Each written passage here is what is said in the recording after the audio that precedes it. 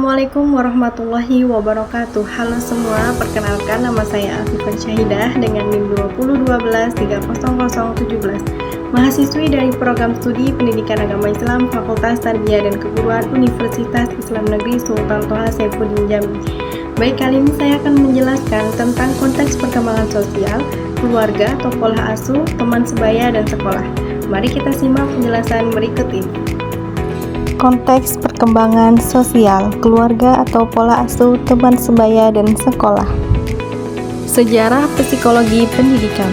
Psikologi pendidikan yang mempelajari perilaku manusia dalam konteks pendidikan memiliki sejarah yang panjang dan berkembang pesat, terutama di Amerika Serikat pada abad ke-20.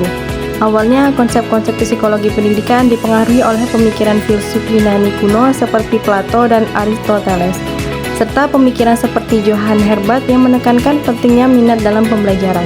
Perkembangan lebih lanjut ditandai dengan munculnya berbagai teori dan tokoh penting seperti behaviorisme, kognitivisme, dan humanisme yang masing-masing memberikan kontribusi signifikan terhadap pemahaman proses belajar dan mengajar. Selanjutnya yaitu ada pengertian konteks perkembangan sosial.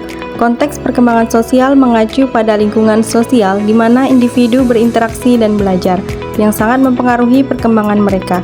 Konteks ini mencangkup keluarga, teman sebaya, sekolah, dan masyarakat luas, dan setiap konteks memberikan pengalaman yang berbeda, yang membentuk perkembangan sosial individu. Perkembangan sosial suatu proses kemampuan belajar dari tingkah laku keluarga serta mengikuti contoh-contoh serupa yang ada di lingkungan sekitarnya. Setiap anak akan melalui proses yang panjang pada perkembangan sosialnya yang akhirnya adalah dirinya akan mempunyai nilai-nilai sosial. Pentingnya kemampuan kerjasama bagi anak, karena pada saat anak bersosialisasi sangat berpengaruh lingkungan sosial untuk memunculkan kerjasama anak bila suatu ketika anak melakukan aktivitas di dalam kelompok dan anak dapat menyesuaikannya. Konteks sosial memiliki pengaruh besar pada perkembangan sosial anak baik positif maupun negatif.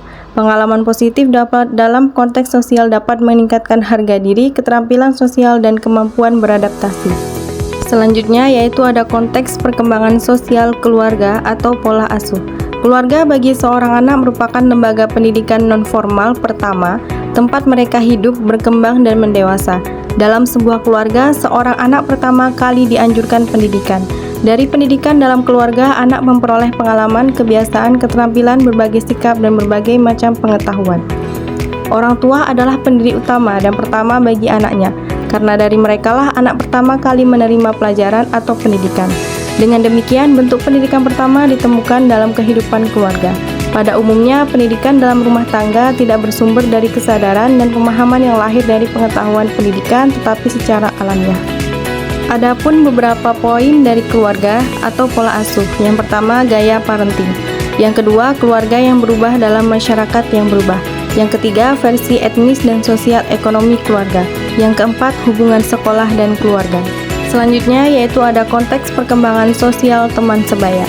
Teman seusia atau teman sebaya juga mempermainkan peran penting dalam perkembangan anak. Teman sebaya atau seusia adalah anak pada usia yang sama. Sebaya adalah seorang dengan tingkat umur dan kedewasaan yang kira-kira sama. Sebaya memegang peran yang unik dalam perkembangan anak. Salah satu fungsi terpenting adalah memberikan informasi dan perbandingan tentang dunia di luar keluarga.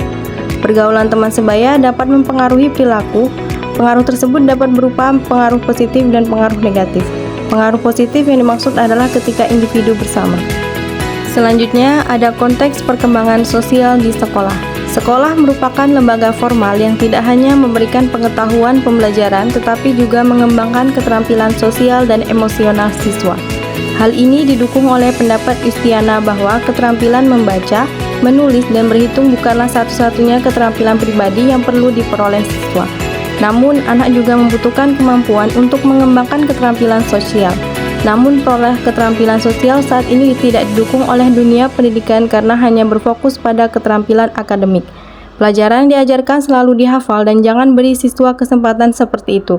Faktanya, permainan merupakan kebutuhan penting dalam pendidikan tinggi untuk mendorong perkembangan siswa dan memperoleh keterampilan sosial. Perkembangan sosial di sekolah merujuk pada kemampuan siswa untuk berinteraksi dan berhubungan dengan orang lain dalam lingkungan sekolah, serta memahami norma, aturan, dan nilai-nilai yang berlaku di sana. Ini mencakup interaksi dengan teman sebaya, guru, dan staf sekolah lainnya. Perkembangan sosial yang sehat di sekolah sangat penting untuk kesuksesan akademik, kesejahteraan emosional, dan kemampuan siswa untuk beradaptasi dengan kehidupan di masa depan. Adapun beberapa faktor yang mempengaruhi psikososial lingkungan sekolah, yaitu yang pertama ada guru, yang kedua ada pendidikan yang sesuai dengan perkembangan peserta didik. Selanjutnya yaitu kesimpulan dari konteks perkembangan sosial, keluarga, teman sebaya, dan sekolah. Dalam konteks perkembangan sosial mengacu pada lingkungan sosial di mana individu berinteraksi dan belajar, yang sangat mempengaruhi perkembangan mereka. Konteks ini mencangkup keluarga, teman sebaya, dan sekolah. Keluarga, teman sebaya, dan sekolah adalah tiga konteks sosial yang paling berkaitan dan memiliki peran penting dalam perkembangan sosial anak. Pada konteks keluarga merupakan lingkungan pertama dan utama yang membentuk dasar perkembangan sosial anak. Pola asuh orang tua sangat berpengaruh terhadap perkembangan sosial emosional anak dan orang tua. Orang tua adalah pendidik utama dan pertama bagi anaknya, karena dari merekalah anak pertama kali menerima pelajaran atau pendidikan. Baiklah, itu saja penjelasan dari saya. Kurang dan lebihnya saya mohon maaf. Saya akhiri. Wassalamualaikum warahmatullahi wabarakatuh.